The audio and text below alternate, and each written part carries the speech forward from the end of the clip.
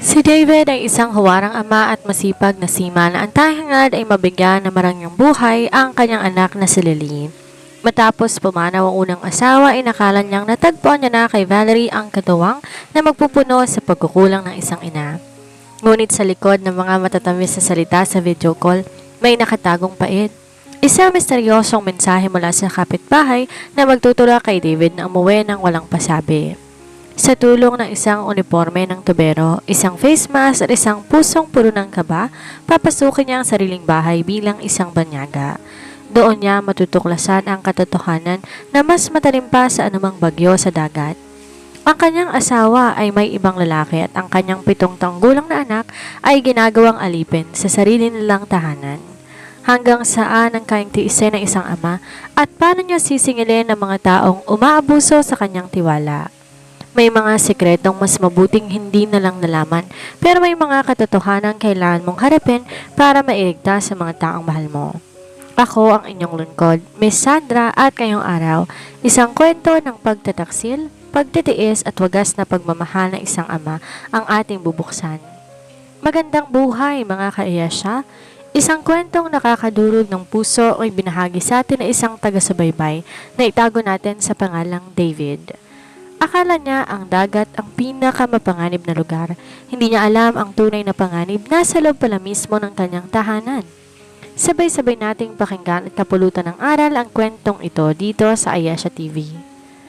Sa bawat patak ng pawis ni David sa gitna ng Europa, isang pangarap ang kanyang binuo para kay Lily. Pero sa isang iglap, ang pangarap na iyon ay naging isang bangungot. Halina at pasukin natin ang mundo ng isang lalaki na kailangan magpanggap na tubero upang makita ang tunay na kulay ng kanyang pinakamamahal na asawa. Ito ang Peking Tubero Secret. Simulan na natin. Ang loob ng bahay na pinaghirapan kong bayaran sa loob ng 7 taon sa gitna ng dagat ay hindi na ang tahanang iniwan ko. Amoy alak, halo-halong pabango at tila may kung anong madilim na enerhiya ang bumabalot sa bawat sulok nito. Habang naglalakad ako patungong kusina bitbit ang aking toolbag, bawat takbang ko ay parang pagtapak sa nagbabagang uling. "Bilisan mo dyan, tubero," muling singhal ni Valerie mula sa sala. Naririnig kong marahot niyang pagtawa habang may kausap sa telepono. "Sabi ko sa'yo, Mark, wala rito yung ATM ko. Nasa dagat pa yon. Nagpapakapagod ka para sa susunod nating bakasyon." Kumuyom ang kamao ko. Ang ATM na tinutukoy niya ay ako, ang asawa niya. Dahan-dahan akong pumasok sa laundry area sa likod ng kusina. Doon tumigil ang mundo ko. Sa isang sulok na madilim at basa, nakita ko si Lily. Ang aking munting prinsesa na dating laging mabango at maayos ang suot. Ngayon nakasuot ng kupas at malaking t-shirt na may mantsa ng chlorine. Ang kanyang maliit na katawan ay nakayoko sa isang malaking batya ng mga maong na pantalon at makakapal na kurtina. "Mama Val," mahinang tawag ni Lily. Ang boses niya ay gumaralgal, tuyot at tila pagod na pagod. "Masakit na po ang mga kamay ko. Pwede po bang kahit 5 minuto lang, hihinga lang po ako?" Lumabas si Valerie mula sa sala, hawak ang kanyang baso ng wine. Hindi niya napansin na nakatitig ako mula sa ilalim ng lababo, nakatago sa anino ng aking malaking cap. "Anong hihiga?" sigaw ni Valerie. Bigla niyang ibinuhos ang natitirang alak sa batsyang nilalabhan ni Lily. "Uulitin mo yan.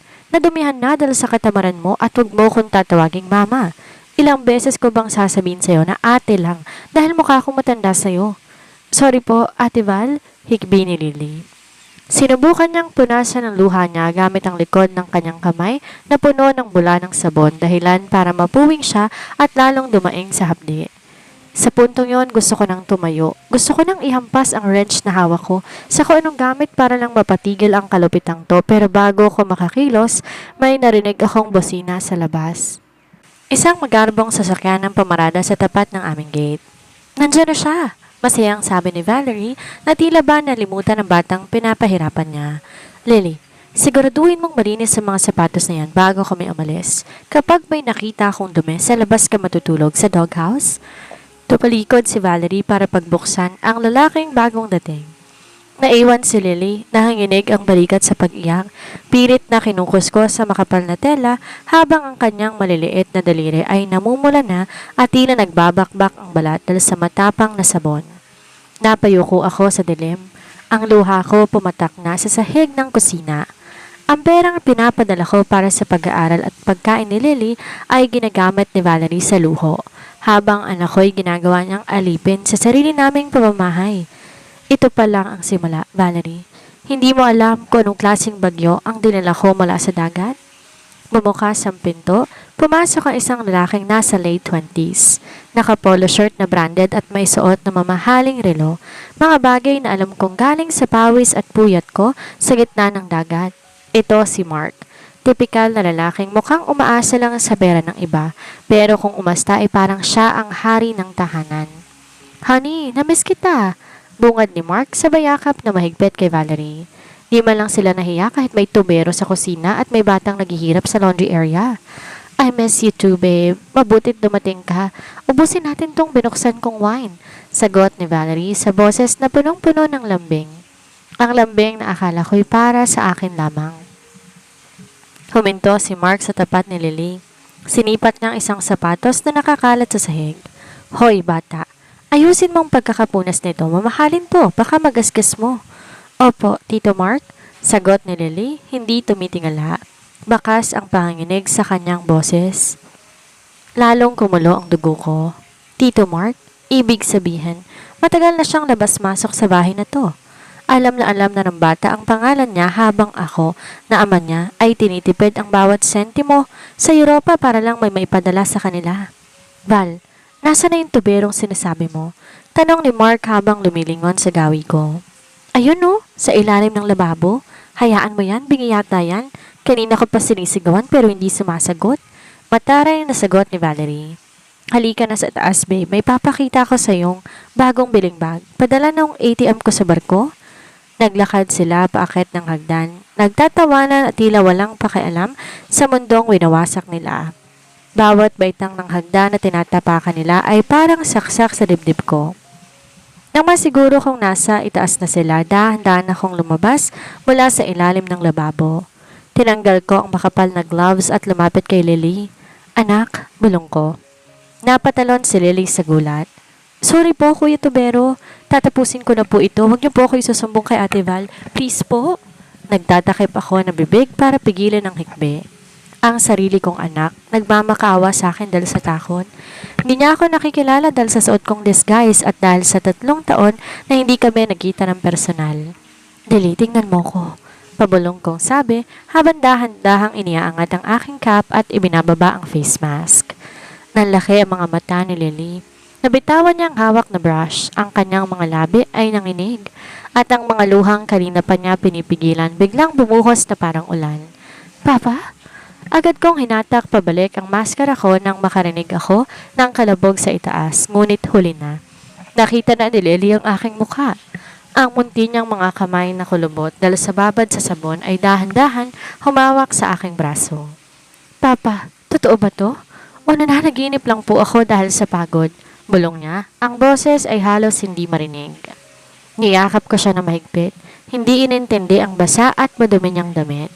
Hindi ka na nananaginip, anak. Nandito na si Papa, hindi na kita iiwan. Naramdaman ko ang panginginig ng kanyang maliit na katawan.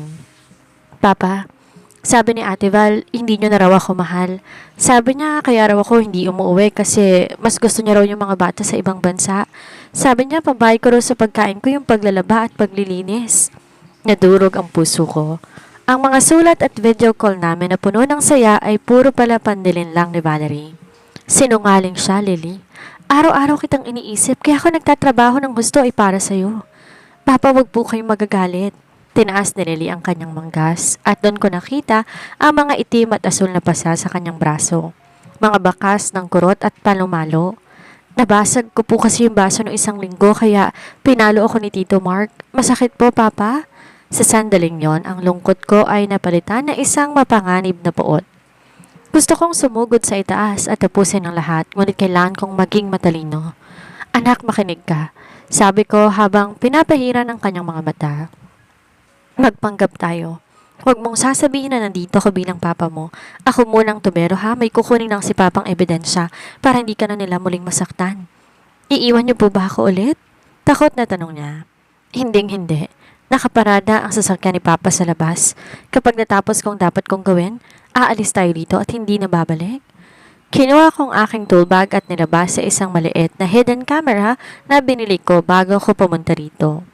Kunwari inaayos ko ang mga tubo sa kusina pero ang totoo, kinakabit ko ang mga spy camera sa mga estratehikong lugar. Sa kusina, sa sala at maging sa pasilyo sa itaas. Biglang narinig namin ang mga yabag pababa ng hagdan. Hoy Tobero, tapos ka na ba dyan? Sigaw ni Valerie. Bakit ang tagal mo? Kanina ka pa dyan sa lababo Baka naman kung ano na ang ninanakaw mo. Mabilis akong yumuko at muli sinuot ang maskara. Sandali lang po ma'am, may matinding bara lang po sa main pipe. Paos kong sagot, pilit iniiba ang tono ng boses. Bilisan mo, nakaka-istorbo ka na sa bonding namin ni Mark. Sabi niya pa habang lumalapit sa amin. Tinignan niya si Lily na kasalukuyang nakayuko at muling naglalaba. At ikaw bata ka, bakit ang bagal mo? Gusto mo bang hindi maghapunan? Nakita ko ang panginig ng kamay ni Lily habang hawak ang brush. Gusto kong sumabog pero tiniis ko. Pinanood ko kung paano tratuhin ni Valerie ang anak ko na parang basahan sa harap mismo ng tubero. Di nagtagal, bumaba rin si Mark. Nakasuot na siya ng pambahay ng komportable. Ang mga mamahaling damit na ako pa ang nagbayad. Kumuha siya ng isang bote ng alak mula sa aking koleksyon sa bar at walang pasabing binuksan ito. Val, nagugutom na ako. Magluto na yung alipin mo. Utos ni Mark habang itinuturo si Lily gamit ang paa niya. Lily, tama na yan. Magluto ka na ng pasta at kumain na kasi sa kusina. Yung paborito ng Tito Mark mo, ha? At ayusin mo, kundi malilintikan ka sa akin. Singhal ni Valerie.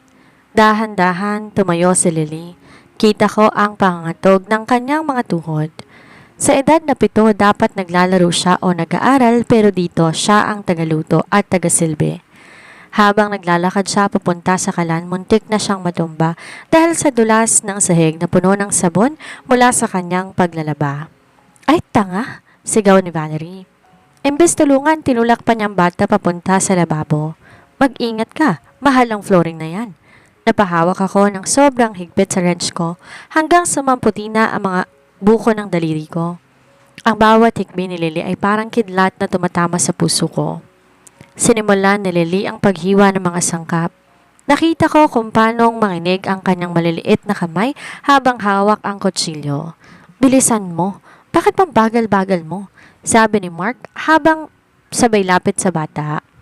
Kinuha niyang baso ng wine at tila sinasadya niyang itapon ang ilang patak sa buhok ni Lily. Oops, sorry. Mukhang kailangan mo yatang maligo ulit mamaya. Tumawa si Valerie. Ang tawang iyon, ang tawang dati nagpapagaan sa loob ko, ay tunog na ngayon na isang demonyo. Papa? Bulong ni Lily. Halos hindi gumagalaw ang mga labi habang nakatarikod sa kanila. Alam ko ako ang tinatawag niya. Alam ko humihingi siya ng saklolo. Hindi ko na napigilan pa ang sarili ko. Tumayo ako mula sa pagkakayo ko sa ilalim ng lababo. Ma'am, sir, sabi ko sa paos at mababang boses. Mukhang sira po talaga ang gripo dito. Kailangan ko pong pumunta ng sasakyan para kumuha ng mas malaking gamit. Isasama ko lang po sandali itong bata para tulungan akong magbuhat ng mga tubo. Ano? Bakit mo isasama yan? Marumi yan. Dering-dere na sabi ni Valerie. Kailangan ko lang po ng hahawak sa flashlight at mag-aalalay sa akin sa labas, ma'am. Sandali lang po ito para po matapos ko ng trabaho at hindi ko na po kayo maabala pa sa bonding ninyo. Paliwanag ko, pilit itatago ang galit sa boses ko. Sige na, isama mo na. Basta bilisan nyo lang at nagugutom na ako. Sagot ni Mark na tila naiirita na. Agad kong hinawakan ang maliit na kamay ni Lily. Malamig ito, nanginginig. Paglabas namin ng pinto, dinala ko siya sa likod ng bahay kung saan di kami makakita ng CCTV o ng mga bintada. Doon, di na napigilan pa ni Lily ang kanyang sarili. Niyakap niya ang binti ko at humagulhol ng tahimik. Isang hagulgol na puno ng takot at na baka ito na ang huling pagkakataon na mahahawakan niya ako. Papa, isama niyo na po ako. Ayoko na po rito. Sasaktan na naman nila ako kapag wala kayo. Shh, tahan na, prinsesa. Bulong ko habang hinahalika ng tuktok ng kanyang ulo. Hinding-hindi ka na nila masasaktan pang muli. May kinuha lang na ebidensya si Papa. Ang lahat ng ginawa nila sa'yo, nakuhanan ng camera. Nilabas ko ang aking cellphone at tinignan ang live feed ng mga spy camera na itinanim ko. Doon nakita ko si Valerie at Mark sa sala, nagtatawanan habang binibilang isang makapal na bundle ng pera. Ang perang pinadala ko sa tuition fee ni Lily sa susunod na school year. Ito na ang huling araw nila sa bahay na to, Lily. Pangako yan ni Papa. Habang nakatago si Lily sa likod ng malaking tangke ng tubig, mabilis kong tinignan ang live feed sa aking cellphone. Salamat sa mga spy camera na itinanim ko. Naririnig ko ng malinaw ang bawat salitang lumalabas sa bibig ng dalawang traidor. Val, sigurado ka bang di makakauwi ang ATM mo ng maaga? Tanong ni Mark habang hinihimas ang bundle ng pera. Imposible, babe. Kakasampa niya lang ulit last month. Sabi niya sa akin, 6 months ang contract niya ngayon. Kampanteng sagot ni Valerie habang humihigop ng wine. By the time na matapos ang kontrata niya, wala na tayo dito. Nailipat ko na sa pangalan ko ang titulo ng bahay na to. Kailangan na lang ng pirma niya sa ilang special power of attorney na napeke ko na rin. Nanigas ang buong katawan ko. Hindi lang pala ang kasalukuyang pera ko ang kinukuha nila. Pinaplano nilang nakauwi ng buong kinabukasan namin ni Lily. Paano kung malaman niya? Tanong ni Mark na may halong ngisi. Hindi na niya malalaman, sagot ni Valerie at dito naging malamig ang kanyang boses. Kapag nakuha ko na ang huling malaking allotment niya sa December, ipapaasikaso ko na ang aksidente niya sa barko. May kakilala ko sa agency na pa pwedeng gumawa ng report, declared as missing at the sea. Pagkatapos, makukuha ko ng insurance na.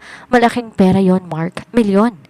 Naramdaman ko ang panginginig ng maliit na kamay ni Lily na nakahawak sa nilay ng suot kong maintenance uniform. Tumingala siya sa akin, ang kanyang mga mata ay puno ng takot. Kahit bata pa siya, naiintindihan niya ang salitang aksidente. Papa, bulong niya. Ang luha ay muling pumatak. Shh, huwag kang matakot anak. Naririnig ng buong mundo ang kasamaan nila. Sagot ko habang sinesave ang recording sa cloud storage para sigurado. Pero hindi pa doon nagtatapos ang ebidensya. Sa kamera sa kusina, nakita ko si Mark na tumayo at lumapit sa pagkaing niluluto ni Lily. Kinuha niya ang isang maliit na sachet mula sa kanyang bulsa at ibinuhos sa isang puting pulbos sa pasta sauce. Ano yan? Tanong ni Valerie na sumunod sa kusina. Pampatulog lang para sa bata, tawa ni Mark. Masyadong maingay umiyak kanina. Gusto ko ng tahimik na gabi kasama ka. Kapag nakatulog yan, pwede natin gawin ang gusto natin nang walang istorbo. Ang poot na nararamdaman ko umabot na sa suktulan. Balak nilang lasunin o patulugin ang anak ko para sa pansarili nilang kaligayahan. Wala silang budhi, wala silang kaluluwa. Lily, makinig ka. Sabi ko sa seryosong tono. Pumasok ka sa loob, huwag mong kakainin ng pasta. Magpanggap kang masama ang pakiramdam o busog ka pa. Hihintayin ko ang signal mula sa mga pulis at kapag narinig mo ang malakas na katok sa pinto, tumakbo ka agad sa labas. Naiintindihan mo? Opo, Papa. Pero paano kayo? Huwag mo kong alalahanin. Ako ang tatapos sa larong sinimulan nila. Inalalayan ko na si Lily papasok sa loob. Habang naglalakad siya patungong kusina, muli kong sinuot ang aking maskara at pumasok sa loob para kunwari tapusin ang leak sa tubo. Oh, nandiyan na pala ang tubero at ang katulong, asar ni Mark. Hoy tubero, ayusin mo na yan nang makalayas ka na. At ikaw bata ka, ihain mo na yung pasta. Tumingin ako kay Valerie. Ang babaeng minahal ko, ang babaeng pinagkatiwalaan ko sa buhay ng anak ko ay nakangiti sa akin. Isang ngiting puno ng lason. Konti na lang, Valerie. Sabi ko sa aking isipan. Konti na lang at mararanasan mo ang impernong binigay mo sa anak ko. Inihain ni Lily ang pasta sa mesa nang nanginginig ang mga kamay. Nakita ko ang titing ni Mark sa bata, isang mapanuring tingin. Hinihintay na sumubong ang anak ko sa pagkaing hinaluan niya ng gamot. Kain na, Lily. Pinaghirapan mo yan, di ba? Nakangising sabi ni Mark. Busog pa po ako, Tito Mark. Masakit po ang tiyan ko. Mahinang sagot ni Lily pagsunod sa bilin ko. Anong busog? Huwag kang maarte ha, kumain ka na. Sigaw ni Valerie sabay hila sa buhok ni Lily para paupuin to ng pilit. Hindi ko na kaya. Ang bawat himla ng pagtitimpi ko ay napigtas na. Binitawan ko na ang aking tool bag sa sahig na isang malakas na kalabog na nagpatahimik sa kanilang dalawa. Hoy tubero, ano bang problema mo? Bulyaw ni Mark habang tumatayo. Sabi ng bilisan mong gawa mo at lumayas ka na rito? Dahan-dahan na akong tumayo ng tuwid. Inalis ko ang aking makapal na gloves at tinapon ang mga ito sa sahig. Pagkatapos, dahan-dahan kong tinanggal ang aking face mask at ang malaking cap na nakatago sa aking mukha. Naniga si Valerie. Ang baso ng wine na hawak niya ay dahan-dahang nadulas sa kanyang kamay at nabasag sa sahig. Ang kulay sa kanyang mukha ay biglang naglaho na tila siya nakakita ng isang multo. David, nauutal niyang sambit. Han, bakit? Sorpresa, Valerie? Malamig kong sabi. Ang boses ko sing lalim ng karagatan at kasing talim ng kidlat.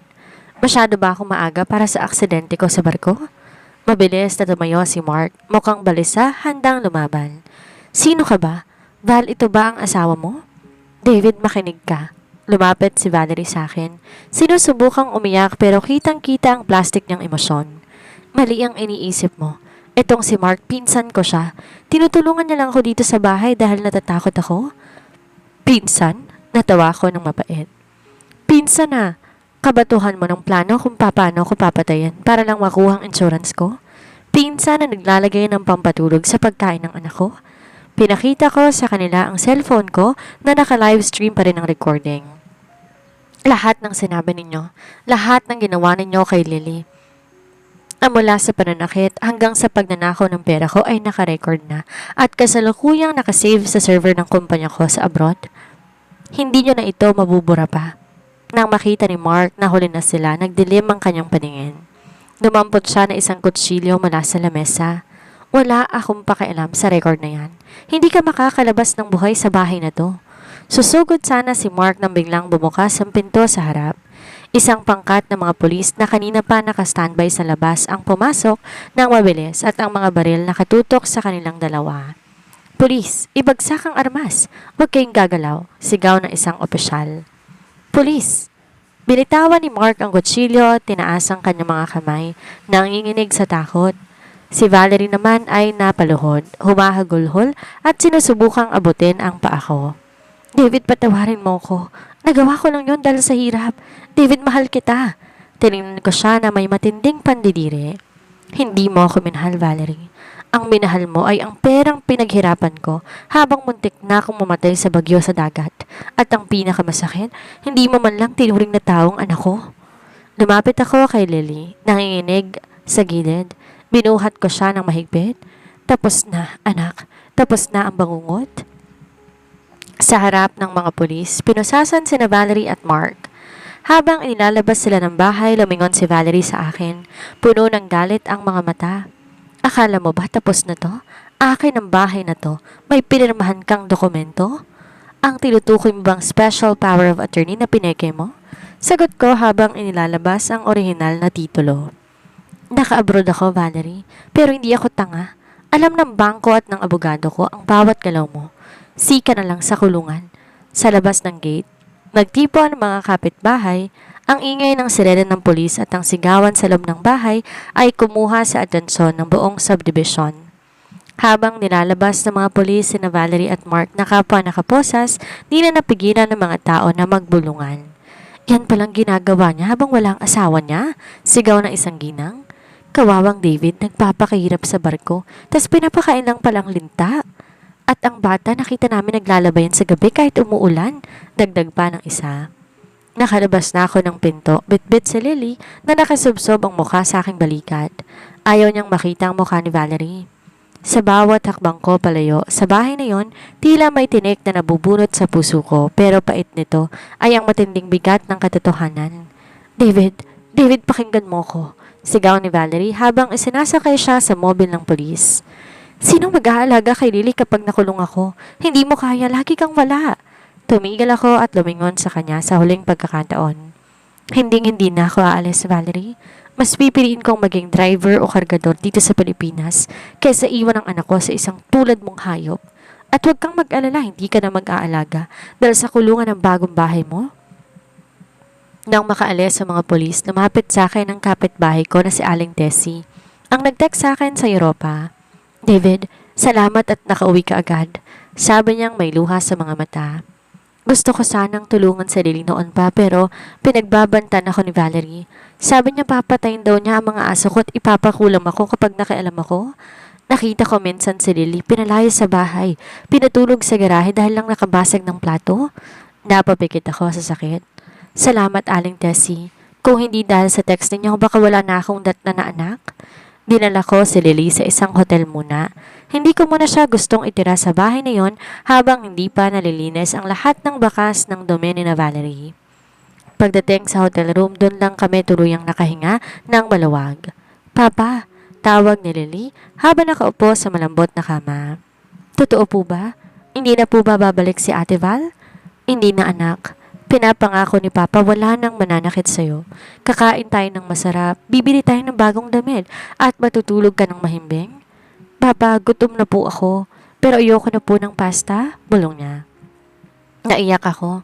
Ang simpleng pasta na paborito niyo noon ay naging simbolo ng trauma dahil sa lasong inilagay ni Mark. Sige anak, mag-order tayo ng fried chicken at ice cream. Lahat ng gusto mo ibibigay ni Papa? Habang kumakain si Lily, binuksan ko ang aking laptop.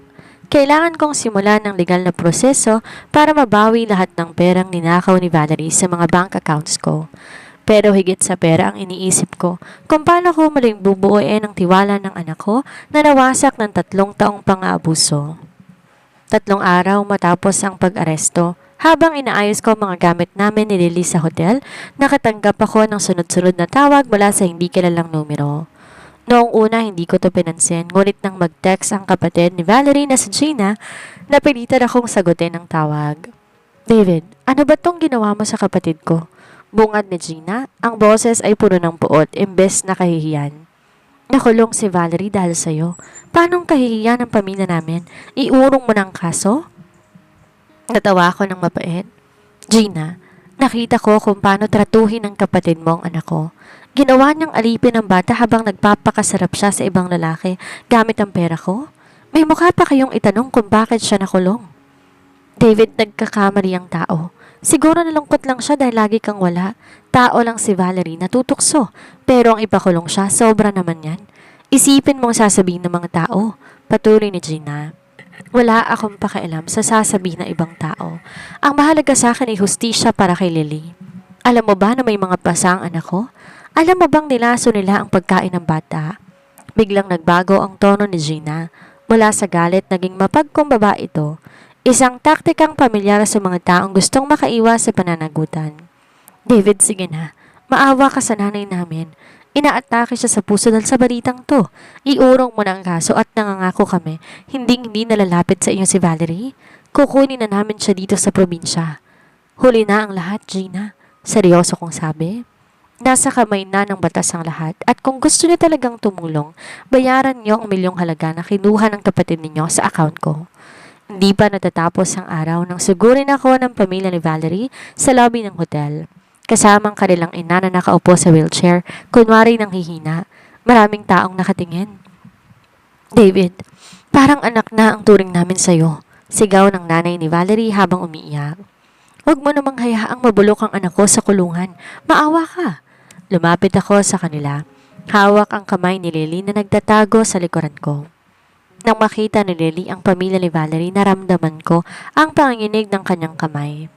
Ang takot na akala ko'y nababawasan ay muling bumalik. Nakikita niyo ba ang batang to? Tanong ko sa kanila habang itinuturo si Lily. Ito ang batang pinagkaitan niyo ng kalinga. Noong naghihirap siya sa loob ng bahay ko, nasaan kayo? Nasaan kayo nung ginagasta ni Valerie ang pera ko pambili ng mga luho ninyo? Ngayong huli ng lahat, saka kayo hihingi ng awa? David, parang awa mo na. Lumuhod si Gina sa harap ko. Ang awa ay para sa mga biktima, hindi para sa mga sularin. Malamig kong sagot. Security, pakilabas sa mga taong to. Iniistorbo nilang katahimikan ng anak ko. Habang pinapalaya sila ng security, lumingon ako kay Lily. Huwag kang matakot, anak. Hindi na sila makakalapit sa atin. Sa gabing yon, nakatanggap ako ng balita mula sa aking abogado. Sinubukan palang tumakas ni Mark sa kulungan ngunit nahuli siya at talo nadagdagan ang kanyang mga kaso. Si Valerie naman nagsisimula ng magsalita laban kay Mark para iligtas ang sarili niya.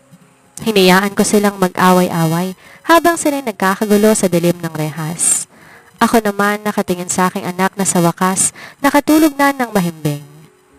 Yakap-yakap ang isang bagong teddy bear, isang simbolo ng bagong simula na wala nang bahid ng lason at kasinungalingan. Dumating ang araw ng unang pandinig para sa preliminary investigation. Sa loob ng court office, muli kong nakita si Valerie. Wala nang mamahaling silk robe at amoy ng mamahaling pabango. Suot niya ngayon ay ang orange na t-shirt ng mga binanggo, nakaposas at gulo-gulo ang buhok. Ang kanyang mga mata na dati puno ng mapanuring tinig, puno na ngayon ng desperasyon. David, Han? Tawag niya sa akin na makita niya ako. Sinubukan niya sanang lumapit pero hinarang na siya ng mga jail guard. Hindi ko siya tiningnan. Ang atensyon ko ay nasa aking abogado at sa social worker mula sa DSWD na kasama namin para alalayan si Lily. Mr. David, panimula ng prosecutor. Batay sa sinigawang investigasyon ng mga otoridad at sa mga video na ibinigay ninyo, hindi lang child abuse at concubinage ang kakaharapin ng asawa nyo at ng kanyang kasama. Nilapag ng abogado isang makapal na folder sa mesa. Nalaman namin na sa loob ng 3 taon nagawa ni Valerie na ilipat ang halos 8 milyong piso mula sa inyong joint at personal accounts patungo sa isang account na dami sa ilalim ng pangalan ng kapatid ni Mark. Ginamit nilang pera mo para mag-invest sa isang illegal gambling ring. Nanlambot ang mga tuhod ko, 8 milyon. Yun sanang nakaraan para sa kolehiyo ni Lily at para sa aming pagre-retiro. Hindi lang yan, pagpapatuloy ng prosecutor. Nakakuha rin kami ng mga mensahe sa cellphone ni Valerie. Balak nilang kumuha ng malaking life insurance policy para sa iyo bago ka muling sumampas sa barko. Ang plano nila kapag namatay ka, hindi lang bahay at ang natitirang pera ang makukuha nila, kundi pati rin payout mula sa insurance na aabot sa 10 milyon. Napatingin ako kay Valerie. Talagang wala kang patawad, bulong ko.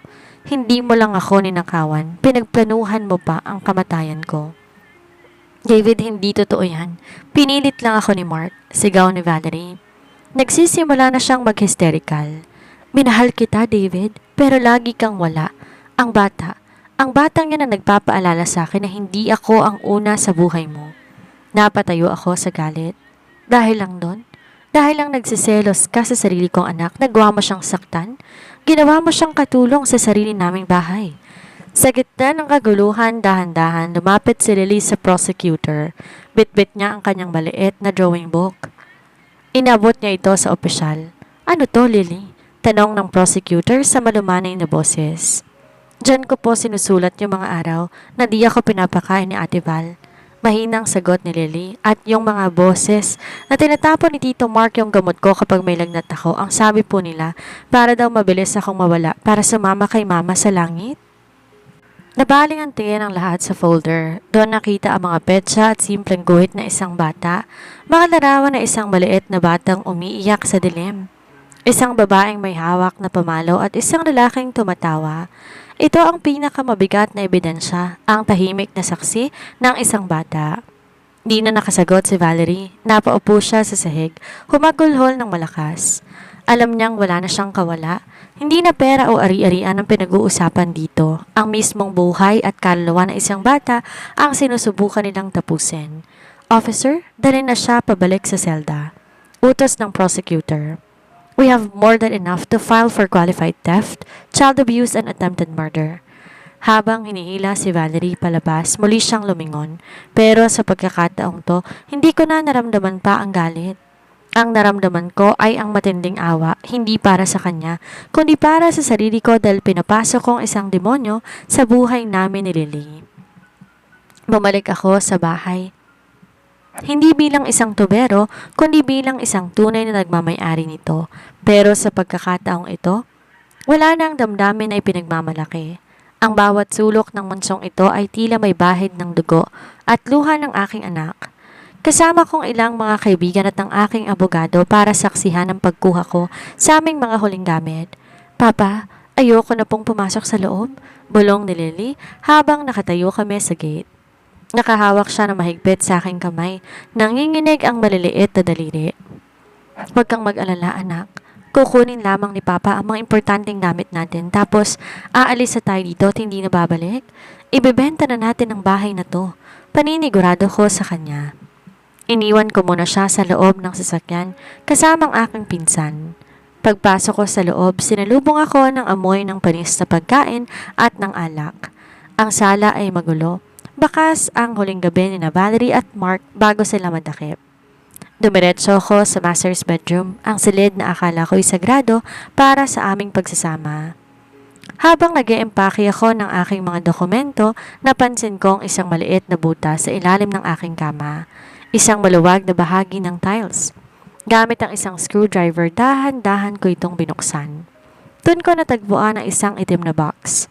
Sa loob nito ay may litrato. Hindi litrato namin, kung hindi litrato ni Valerie kasama ng iba't ibang lalaki sa iba't ibang hotel. Hindi lang si Mark at sa ilalim ng mga litrato, may isang lihim na may petsang bago pa kami ikinasal. Val, ituloy mo na ang plano. Pakasalan mo ang sima na yan, malaki ang sahod. Madaling lokohin dahil lagi kang wala. Kapag nakuha mong tiwala niya, dahan-dahan nating uubusin ang pera niya hanggang sa wala na siyang babalikan. At ang anak niya, gawin mong katulong para hindi na tayo mahirapan pa sa gawaing bahay. Nanginig ang kamay ko. Ang kasal namin ay hindi pala bunga ng pag-ibig, kundi isang masusing pag-aaral ng operasyon. Pinakasalan niya ako para lang maging gatasan. Pero may isang bagay lang. Sa loob ng box, isang maliit na recorder. Pinindot ko ang play button. Babe, paano kung bumalik si David ng maaga? Boses yun ni Mark. Huwag kang mag-alala, sagot ni Valerie habang tumatawa. May pinapainom ako sa kanya na bitamina sa tuwing nandito siya. Unti-unti yung nagpapahina sa puso niya. Akala niya pagod lang sa barko pero sa totoo lang, nilalason ko na siya. Napaupo ako sa kama. Naalala ko nung huling uwi ko. Madalas ako makaramdam ng pagkahilo at paninikip ng dibdib. Akala ko dahil lang sa edad at pagod sa dagat, yun pala, pinapatay na rin niya ako ng dahan-dahan noon pa man. Hayop ka, Valerie. Bulong ko sa hangin. Mabilis kong kinuha ang box at lumabas ng silid. Di ko na kinuha ang mamahaling gamit o appliances. Wala na silang halaga sa akin. Ang mahalaga ay ang ebidensyang ito na lalong magbabaon sa kanila sa kulungan habang buhay. Bago ko lumabas ng pinto, kumuha ko na isang bote ng spray paint sa garahe. Sa malaking pader ng sala, isinulat ko ang mga salitang, hindi para sa inyong bahay na ito, para ito sa katotohanan. Paglabas ko, nakita ko si Lily na nakatingin sa akin mula sa bintana ng sasakyan. Ngumiti ako sa kanya, isang ngiti ng kalayaan. Handa ka na ba, Lily? Tanong ko pagkapasok ko sa loob ng sasakyan. Saan po tayo pupunta, Papa? Sa probinsya, kina lolo at lola. Doon may malawak na bukid, maraming puno at walang masasamang tao. Doon tayo magsisimulang muli. Pinaandar ko ang sasakyan at di na muling lumingon sa bahay na yon. Habang lumalayo kami, naramdaman ko ang sariwang hangin. Ang hangin ng bagong bukas na wala ng halong lasa ng kahapon. 6 na buwan ang mabilis na lumipas mula nang lisanin namin ang lungsod. Sa isang tahimik na bayan sa probinsya, sa ilalim ng mga puno ng mangga na malapit sa dagat, muling nahanap ni Lily ang kanyang kislap. Hindi na ako bumalik sa barko. Pinili kong mag-early retirement gamit ang mga natirang ipon ko at perang nakuha ko mula sa pagbebenta ng bahay na naging saksi ng aming paghihirap. Ngayon, nagtatrabaho na ako bilang isang maritime instructor sa isang kolehiyo na malapit lamang. Kaya't araw-araw ko nakauuwi para masilbihan ang aking anak. Isang hapon, nakaupo kami ni Lily sa balkonahe ng aming bagong bahay. Isang simple pero maaliwalas na bungalow na puno ng mga halaman. Papa, tingnan mo po yung nakuha kong star sa school. Masayang sigaw ni Lily habang tumatakbo patungo sa akin. Ang kanyang balat ay hindi na maputla. Meron itong malusog na kulay at ang kanyang mga mata hindi na nagtatago ng takot. Niyakap ko siya na mahigpit. Ang galing naman ng prinsesa ko. Proud na proud si Papa sa'yo. Pero alam ko na ang sugat ng nakaraan ay hindi basta-bastang nawawala. May mga gabi pa rin nagigising si Lily na umiiyak, natatakot na baka bumalik sina Ate Val at Tito Mark. Sa mga sandaling iyon, sapat na ang mahigpit na yakap ko at ang bulong na, nandito na si Papa. Hindi ka na nila muling mahahawakan? Habang naglalaro si Lily, nakatanggap ako ng tawag mula sa aking abogado. David, may balita ako mula sa korte. Bungad ni Attorney Santos. Final na ang hatol. Dahil sa dami ng ebidensya at video recordings, ang diary ni Lily at ang box ng mga laso na nahanap mo, nasentensyahan sina Valerie at Mark ng reklusyon perpetua o habang buhay na pagkakabinanggo para sa attempted murder at child abuse. Huminga ako ng malalim. Parang may napakalaking bato na naalis sa aking dibdib. Hindi ko na kailangan lumingon sa aking likuran. Hindi ko na kailangan matakot para sa kaligtasan ng anak ko. Salamat, attorney. Malaking tulong ito para sa amin, sagot ko. At isa pa, David, yung pamilya ni Valerie. Sinubukan nilang iapela ang kaso pero tinanggihan ng korte. Wala na silang magagawa. Pagkababa ko ng telepono, tumingin ako sa langit. Naalala ko ang unang asawa ko, ang tunay na ina ni Lily. Sa isip ko, humingi ako ng tawad sa kanya dahil sa pagkakamali ko na magtiwala sa maling tao. Pero nangako na rin ako na sa natitirang mga taon ng buhay ko, wala na ako ibang gagawin kundi ang maging ama na karapat-dapat para sa aming anak. Papa, bakit po kayo umiiyak? Tanong ni Lily habang pinupunasan ng pisngi ko. Ngumiti ako, tinalikan ng kanyang noo. Hindi ito iyak ng lungkot, anak. Iyak to ng saya dahil sa wakas, malaya na tayo. Lumipas ang 5 taon. Ang batang dati nanginginig sa takot sa ilalim ng lababo ay isa na ngayong masayahin at matalinong dalagita. 12 taon na si Lily at ngayong araw ang kanyang graduation sa elementarya bilang valedictorian.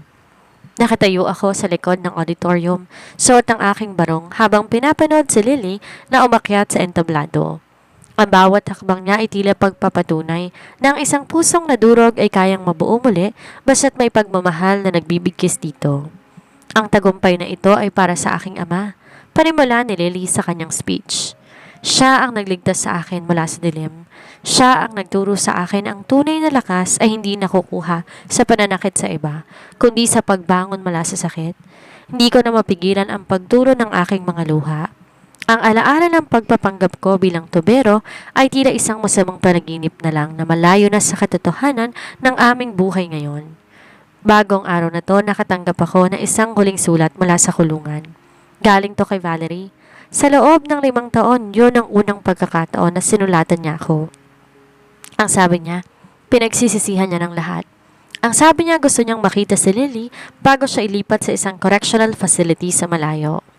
Hindi ko pinakita ang sulat kay Lily, hindi dahil sa galit, kundi dahil ayoko nang lagyan pa ng mansya ang kanyang payapang isipan. Sinagot ko ang sulat ni Valerie ng maikli. Nagawa na ng batas ang bahagi niya at nagawa ko na rin ang bahagi ko bilang ama. Patawad na ibigay ko na para sa sarili kong katahimikan, pero ang pagkakataong saktan mo muling ang anak ko, hindi ko na ibibigay. Manatili ka sa kung nasaan ka at hayaan mo kaming manatili sa liwanag. Pagkatapos ng seremonya, dinala ko si Lily sa dalampasigan. Sa tapat ng aming bagong bahay, doon nagpalipad kami ng isang puting saranggola. Papa, salamat po, sabi ni Lily habang nakasandal sa aking balikat. Para saan, anak? Sa pag-uwi niyo po noon, sa pagliligtas po niyo sa akin? Hinalikan ko ang tuktok ng kanyang ulo. Anak, kahit nasa dulo pa ako ng mundo, kahit gaano kalakas ang bagyo na dapat gagawa ng paraan si Papa para lang makauwi sa'yo, ikaw ang kompas ko, Lily. Ikaw ang dahilan kung bakit ako laging naghahanap ng daan pabalik sa Pampang. Tumingin ako sa malawak na dagat. Wala na ang takot, wala na ang puot. Ang tanging naroroon ay tunog ng mga alon na tila humahalik sa buhangin. Isang payapang musika para sa aming dalawa. Ang kwento ko bilang tubero ay natapos na, pero ang kwento ko bilang isang ama ay habang buhay na magpapatuloy. Lumipas ang 10 taon mula nang maganap ang madilim na kabanata sa buhay ni David at Lily. Si Lily isa na ngayong ganap na dalaga, isang nursing student na may pangarap na maglingkod sa mga taong nangangailangan ng kalinga. Isang bagay na ipinagkait sa kanya noong siya ay bata pa. Isang hapon, habang naglilinis si Lily ng lumang attic sa kanilang bahay sa probinsya, nakakita siya ng isang maliit na kahon na nakatago sa ilalim ng mga lumang dokumento ng kanyang ama. Sa loob nito, nakita niya ang kupas na maintenance uniform at isang face mask. Napangiti si Lily. Alam niya ang kwento sa likod ng mga gamit na yon. Yon ang mga gamit na ginamit ng kanyang ama na magpanggap tong tubero para iligtas siya. Pero sa ilalim ng uniforme may nakita siya na isang sombrero na may selyo ng Bureau of Corrections. Ito ang sulat ni Valerie na hindi ipinakita ni David sa kanya noon. Dahan-dahan niya itong binuksan. Lily, anak, alam kong wala akong karapatan na tawagin kang anak. Marahil galit ka pa rin sa akin at naiintindihan ko yon. Habang nakaupo ako dito sa loob ng malamig na rehas, gabi-gabi kong nakikita ang mukha mo nung bata ka pa, yung mukhang puno ng takot dahil sa akin. Patawarin mo ako dahil naging bulag ako sa pera at sa maling pag-ibig. Patawarin mo ako dahil ninakaw ko ang pagkabata mo. Ngayon ko lang na-realize na ang pinakamalaking pagkakamali ko, hindi ang pagnanakaw ng pera ni David, kundi ang hindi pagpapahalaga sa pagmamahal na binigay niyo sa akin. Habang binabasa ni Lily ang sulat, pumasok si David sa attic. Nakita niyang hawak ng anak at agad siyang kinabahan. Lily, anak, patawad. Hindi ko pinakita yan sa'yo noon dahil ayoko nang mabalikan mong sakit. Mahinahong sabi ni David habang lumalapit. Tumingala si Lily sa kanyang ama. May luha sa mga mata pero may ngiti sa mga labi. Ayos lang po, Papa, sagot ni Lily. Salamat po dahil itinago niyo ito noon, pero ngayon, handa na po akong basahin to ng walang takot. Kasi Papa, ang sulat na ito, hindi ito makakasakit sa akin. Paalala na lang ito kung gaano niyo ako mahal para protektahan ako. Niyakap ni David ang kanyang anak. Sa loob ng 10 taon, nakita niya ang paglaki ni Lily na puno ng dangal at kabutihan. Malayo sa laso na itinanim ni Valerie noon. Alam mo, Papa, sabi ni Lily habang tinitingnan ang lumang tubero disguise ni David. Balang araw magiging magaling akong nurse. At gaya ng ginawa niyo noon na pag-aayos ng mga tubo sa buhay natin, aayusin ko rin ang mga sugat ng ibang tao. Tumawa si David ng mahina. Sigurado ako dyan, Lily, pero sana huwag ka nang magpanggap na tubero, ha? Mahirap mag-adjust ng boses. Nagtawanan ang mag-ama sa gitna ng attic na puno ng alaala. Sa hapong yon, tuluyan nang ibinaon ni Lily ang sulat sa loob ng kahon. Hindi na ito isang lihim na nakakatakot, kundi isang bahagi na lamang ng kasaysayan na nagpatatag sa kanila. Buwaba sila ng attic para maghapunan. Isang hapunang puno ng kwentuhan, tawanan at tunay na pagmamahalan. Ang bahay na yon, kahit simple, ay puno ng liwanag na hindi na muling magagapi ng anumang dilim mula sa nakaraan. At dito nagtatapos ang paglalakbay ni David at Lily. Sa huli, napatunayan natin ang hustisya hindi natutulog at ang katotohanan gaano man to piliting ibaon sa ilalim ng mga tubo ng kasinungalingan ay laging makakahanap ng paraan para lumabas. Ang pagpapanggap ni David, hindi lamang pagpapahanap sa katotohanan, kundi isang sakripisyo para mabawi ang kaligtasan ng kanyang kaisa-isang anak. Nakakaantig, hindi ba mga kaayasya? Isa tong paalala sa ating lahat na ang tunay na kayamanan hindi ang perang nasa bangko o ganda ng ating bahay, kundi ang pagtitiwala at pagmamahal na binibigay natin sa ating pamilya. Huwag natin abusuhin ang tiwala ng mga taong nagpapakahirap sa malayo para lang bigyan tayo ng magandang kinabukasan. Para kay Valerie at Mark, ang rehas ng kulungan ang kanilang naging kabayaran. Ngunit para kina David at Lily, ang tunay na kalayaan ay nagsimula nang bitawan nila ang puot at piniling maghilom sa piling ng isa't isa. Ako ang inyong lingkod, Miss Sandra, na nag-iiwan ng katagang. Ang mga mata ay maaaring madaya ng disguise pero ang puso ng isang ama ay laging nakakakita ng tunay na kailangan ng kanyang anak. Samantala sa inyong pakikinig, salamat at sa panonood sa kwento ni David dito sa Ayesha TV. Kung nagustuhan ninyo ang kwentong ito, huwag kalimutang mag-like, mag-comment ng inyong mga saloobin at i-share ang kwentong ito para maging babala at inspirasyon sa iba. Hanggang sa susunod na kwento ng buhay at pag-ibig, dito lang sa Ayesha TV. Ingat po tayong lahat.